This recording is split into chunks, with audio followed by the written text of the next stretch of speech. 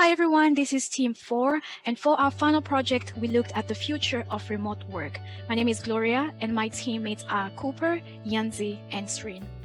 Our presentation is divided into 4 sections. First, the introduction, where we look at the reasoning and overview of remote work policies in the US.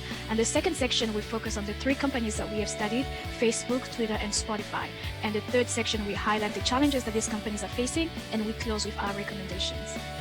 People in the tech community are reckoning with the reality that remote work is here to stay, as is exemplified in this quote by Reddit co-founder Alexis Ohanian. Let's have a brief look at how remote work policies evolved in the US. 20 years ago, remote work was almost unheard of in the United States.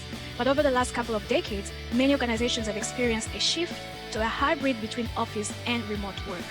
According to FlexJobs, the United States has seen a 159% increase in remote work since 2005. This shift to remote work was accelerated in 2020 as a result of the COVID-19 pandemic, which has fundamentally changed the way we work. In 2020, almost every team was talking about remote work, how to do it effectively, what the challenges were, and if it was a good fit for them. In line with pandemic guidelines, tech giants like Facebook, Dropbox, and Spotify, and Slack, and others allow their employees to work from home, at least temporarily. Now in 2021, as workplaces start to reopen, the conversation has now shifted to discussions about the future of work. Today, companies can no longer say that they can't operate remotely, which was a common reason to avoid remote work prior to the COVID-19 pandemic. But with an ongoing global pandemic, they also can ask employees to come back to the office full time. The most popular solution is the thing that every organization seems to be grappling with at this moment, the hybrid model. One of the questions organizations are faced with is how to effectively combine remote work with an in-person component at the existing offices, especially now that people are starting to gather in person again. The days of physically reporting to an office every day of the week are not likely to resume once the COVID-19 pandemic is over. Some workers have become accustomed to working remotely, and splitting time between the office and home is expected to become the new normal, according to a new report by PricewaterhouseCoopers. To gain a deeper understanding of this important topic, we took a closer look at the remote work policies of Facebook, Spotify, and Twitter, 3 tech giants who adopted different variations of remote work. This project examines the structure, the challenges, and opportunities remote work presents, particularly to tech companies. Additionally, we make recommendations for potential areas of improvement. Here's an overview of the companies that we'll be looking at. The first one we're looking at is Facebook. Facebook is still providing periodic updates to its work from home policy, but announced on April 19, 2021 that some individuals can work from home post-pandemic. It seems that their plan is still in progress. Yet Zuckerberg has announced that he expects as much as half of the Facebook workforce to be working remotely within the next decade. As per August 2020, Facebook has extended its work from home requirement through July 21. They have periodically provided $1,000 home office grants to employees to ensure that they can work from home comfortably. And they plan to transition to in-person work on a small scale from May through June 2021, all through September 2021. Facebook plans to slowly bring in-person offices to 50% capacity. The reasoning behind Facebook's strategies: Facebook has noted that it wants to take advantage of work from home policies to further expand its workforce and create employee diversity. Zuckerberg claims that monetary savings are not the reason behind the work from home push, but he has admitted that it's a possibility. Facebook will have decreased expenses such as office leases, lease payments, and location-based pay. Some employees are very happy to be working from home and have even said they are thriving, especially because the commute has been cut. This primarily includes elderly individuals and those with children. As far as the policy analysis goes, it's likely that this policy is still in the works, as there are some contradictions. For instance, Facebook claims that it will plan to reduce in-person office space, but has also purchased new buildings in NYC. One of them has even been referred to as a mega skyscraper. Facebook has not been as definitive with its plan as Spotify or Twitter, but one of Facebook's biggest successes is that they are hiring new remote work directors. These people are looking to aid both people working hybridly and people working from home entirely. This is to ensure that everyone is on the same page, everyone is communicating effectively, and everyone is getting things done at the same rate. The remote work director position was very effective and considerate of Facebook to include, and it is the only one of the 3 companies to do this. Twitter has been experimenting with working from home for 2 years, actually, when their CEO decided to experiment with it. Inspired by their employees, they hypothesized that remote work might increase productivity and employee satisfaction. They've noted that many of their employees are introverted and did not appreciate jumping from meeting to meeting when working in person. Twitter has also given its employees $1,000 grants to improve their home offices, and they're giving employees the opportunity to work however post-pandemic, whether that be remote, hybrid, or in person. Their company work culture largely reflects adaptation to remote work, and they're overall doing very well in the pandemic because they planned for this before the pandemic. The reasoning behind their strategies, Twitter chose to try the work from home experiment based on the notion that less stressed and happier employees will also be more effective employees. This is the only company that tried working from home before the pandemic started, and they had no option. Twitter has shown significant consideration to employee comfort, effectiveness, and happiness. Nearly 70% of Twitter employees said they prefer to work from home at least 3 days a week, and Twitter actually coined the hashtag #LoveWhereYouWork.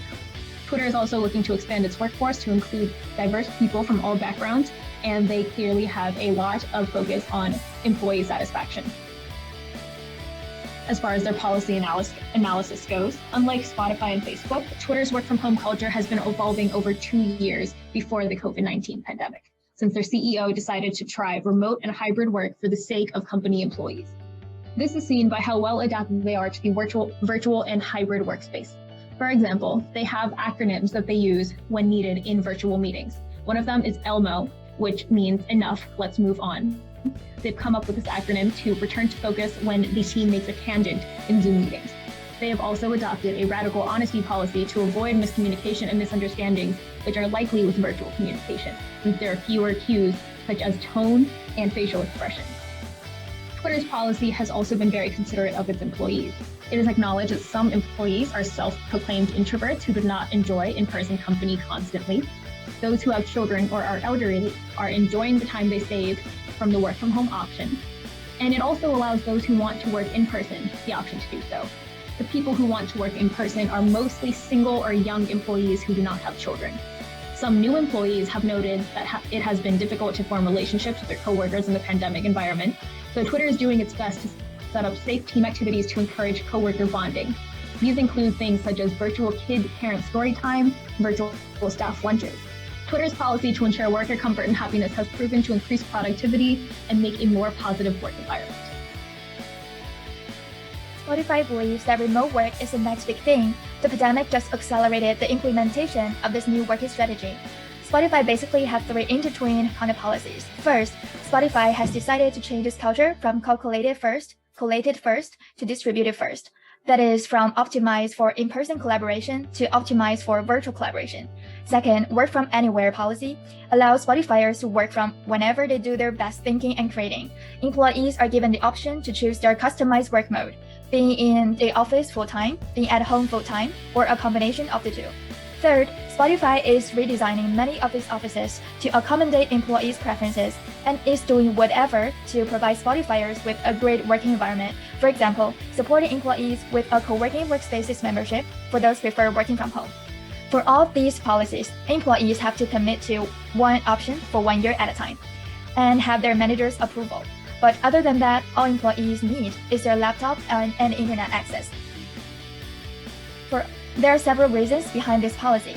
First, it is inspired by Spotify's own employees. According to a previous Spotify survey, most of the employees want to have a flexible work mode. And second, there's a lot of cost benefits of implementing this flexible policy. It will raise employee satisfaction and thus improve their effectiveness to widen the global talent pool and also to explore better ways of working in the long run. Third, Spotify has this unique synergy effect of implementing these policies. Because first, Spotify has a value of cherishing diversity and inclusiveness. And second, Spotify has a lot of supporting policies, such as the Global Flexible Public Holiday Benefit, launched 2017, and its Employees Incentive Mix, launched in 2019, which all supporting a global talent pool. Considering the policy implementation analysis, a distributed first structure will challenge Spotify to improve its communication and collaboration processes and tools, and thus could make it to succeed more. And also, Spotify has decided to continue paying the same compensation for all employees having the same job type, which is really unique and has its own advantage. And also, there's a need to build a trust-based leadership, which both need work from managers and employment side. And then it comes to the challenges part. What are challenges these tech companies? Then here comes the challenges part. What are the challenges these tech companies will be faced when designing or implementing the post-pandemic workspace policy? Here, we want to address 6 aspects. First, routines, tools, and capabilities building. Under the pandemic, organizations rushed to provide new collaboration tools and working routines that would enable their employees to rapidly adapt to working from home. But did these tools and routines succeed? Maybe there also need more practices to identify and understand the new tools and whether which to choose from. And second, cybersecurity and internal data issue is really a bigger issue, especially in a working from home mode. Because if employees are working from home on unsecure networks, the risk of external cyber threats is increased. The need will grow as more employees work in a hybrid environment because the unpredictable environments increase the risk of security breaches. And third, the coaching and development is also a really important issue because ensuring all people in a team are learning or coaching something spontaneously is really hard, especially for the remote and hybrid work mode. And fourth, remote work has helped move performance metrics from inputs to outputs, but it is really hard to find out effective measurements towards productivity, especially for roles that do not have quantitative output measures. And the fifth, leaders have to find some new ways to connect and build virtual social intimacy. And last but not least, tech leaders also need to find ways to adjust the recruitment and the onboarding of new employees in a remote setting. So now we've reached the recommendations part. So these are our recommendations, which are based on our research and analysis and parallel the challenges we just covered. So many have said that remote work is the future of work, and there are many reasons for this. Some of these reasons are that remote work enables more diverse workforces and the ability to cut costs. Whatever the reasons for remote work are, though, it should be noted that regardless of the reasons, companies that embrace remote work will be better poised to succeed in the future for reasons that we've already discussed. So here are our recommendations. Because of significant cybersecurity threats to companies such as those on Twitter, companies must restrict access to sensitive information and institute security measures to prevent cybersecurity attacks. Information is valuable, and cybersecurity attacks can cost billions of dollars in lost costs. So to protect and avoid such a scenario, this is important. We also believe that companies should create a culture where people embrace remote work. This will help all employees feel supported and have the opportunity to work from home with the most support, which goes into our following recommendation. So we're to create an inclusive work environment. Employees do best when supported, which includes productivity, which is essential to all tech companies. However, just because you have an environment that supports work from home does not mean that employees will automatically be productive or successful in these new environments. Therefore, it is essential to train employees and managers to attain their goals best when working remotely to perform at their best. Part of this is having a person in a position of senior leadership that helps manage remote work. This person will help ease the transition and provide support throughout the company to those who may need assistance and figure out the best ways to move forward. And lastly, remote work arrangements can help companies recruit and onboard new employees who may otherwise not work for these companies. These include individuals in other locations or employees who cannot leave their homes for a plethora of reasons. Moreover, while there is no perfect way forward, the only way forward is through trial and error. Thank you for listening to our presentation. We hope that you learned something that you find useful, and we hope you have a great end of your semester.